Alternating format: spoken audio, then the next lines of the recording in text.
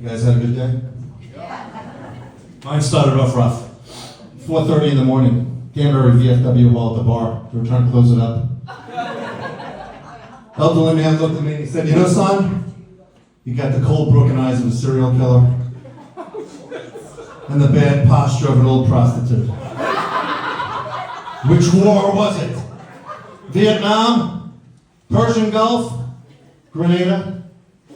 I said, "No. Retail! 45 years women's shoes. I've seen things I can't unsee. Hammer toes, toes on top of toes on top of toes, like the collapsed huts of Fukushima after the earthquake. Bunions. Black, blue, bruised, bleeding, like Crown Heights after the 91 riots. Too soon? Calluses. The skin shaving off in my hands like the pecorino romano cheese at Carmine's on West 90th Street, tried to veal. In the months of June, July, August, September, robust women, pantyless, trying on pumps. The leg goes up, the heat comes out like equatorial Amazon, burns off my eyebrows. And there are women with the polydactyl, the sixth toe. You're trying to measure the foot, I got 6 toes. Fit me in a sandal. I used to have 2 brothers used to come into my store. One guy would hand me his prosthesis. Measure my foot. I'm like, measure your foot. Make sure they're not tight. I said, it's wood. I'd say to the other brother, let me measure your foot. He'd say, I got a problem. I'm like, what's the problem? My left foot's an 8 narrow, or my right foot's a 9.5 wide. Am I going to have to buy 2 pair? I said, damn, this isn't Harry's. You gotta go to Harry's to help you out there. I had a woman bigger than me, tried to measure her foot, 14. Handed me a pair of pink pumps, 7 narrow, I got a party tonight. I got the bag to match, we're gonna make it work. I said, it's not gonna work. And she said, we're gonna make it work. So I said, all right. I went in the back, got the other shoe. I put on my helmet,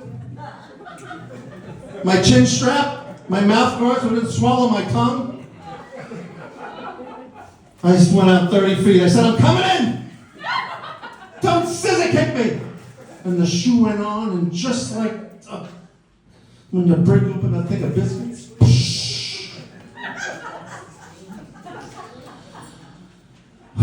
But I really wanted to talk about my mother. My mother was a fecal person, and luckily she was on that flight a couple of months ago where the lady had that explosive diarrhea going to Barcelona. 2 hours in, she opened up her bag. The lady's running down the aisle. She's holding herself. She said, I have a banana, it'll bind you. And your sandals are a mess. Call my son. She said, you can't fit me. I got 2 different sized feet. And my father, who was a historian, pocket pal, library book, umbrella. I took him to Gettysburg. And on the drive, he was my hostage. So I decided to ask him the worst possible question you should ask your father. I said, Dad, how did you lose your virginity? He looked right into his lap. He said, son, when I was stationed in Panama during the Korean War where the fighting was, I went to a prostitute. I said, how much was it? $4.50. He said, but for an extra 50 cents, she stuck a finger in your belly button. I said, what kind of tip? He goes, I gave her $1. I said, Dad, 20% for all she's doing for you?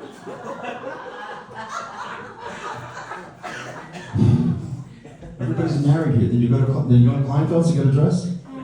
No? You're going to take it to Kleinfeld's? My cousin Ronnie, you get 10%. Use my name. I was recently, I have a sensitive side. I was recently traveling to that haven of sexual awareness, Milwaukee, Wisconsin. And I was traveling with 2 gay male friends in the shoe business with me, and they said, tonight we're going to take you to one of our places. We're going to take you to the gay bar in town. This is it. I'm like, oh, this is great. I said, what do I wear? They said, no one's going to look at you.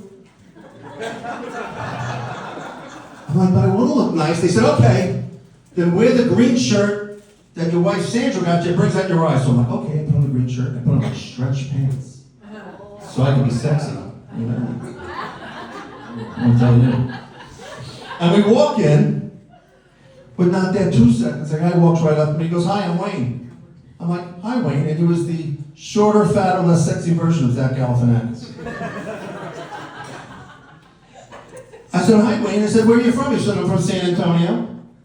I said, Wayne, what do you do? He said, well, interesting you say that because I actually run the male choir and we're here in town to do an all-male review of South Pacific. I said, get out! I love South Pacific. Some enchanted evening, you will meet a stranger. And suddenly he looked in his eyes, looked in my eyes, like, oh. I said, wait a minute, this is going in the wrong direction. I said, there ain't nothing like a dame in the world. And he looked back at me and said, once you have found her, never let her go. And his hand went up against the wall and suddenly I was that girl. And I couldn't get away. I was like, Wayne, I have an obstacle. Yeah? I said, I'm a flaming heterosexual. I mean, I am hairy like a bear and I do like to wrestle, but I'm a flaming heterosexual. He said, so what's the obstacle? I said, Wayne, I like your mustache. But not tonight. He said, but you're wearing the green shirt, it brings out your eyes. I said, my wife got me that. He said, your wife's a woman? I said, my wife's a woman, and he walked away.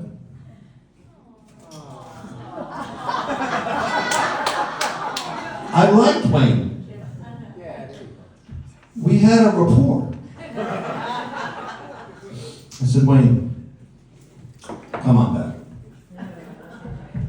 I'm going to give you 2 options. The first option is, if you want, you can stick your finger in my belly button. The second option is, let me measure your foot, I'm going to send you a pair of boots. He said, well, I have a problem. My right foot's an 8 narrow, my left foot's a 9.5 wide. I was like, Wayne, have I got the guy for you? Thank you very much.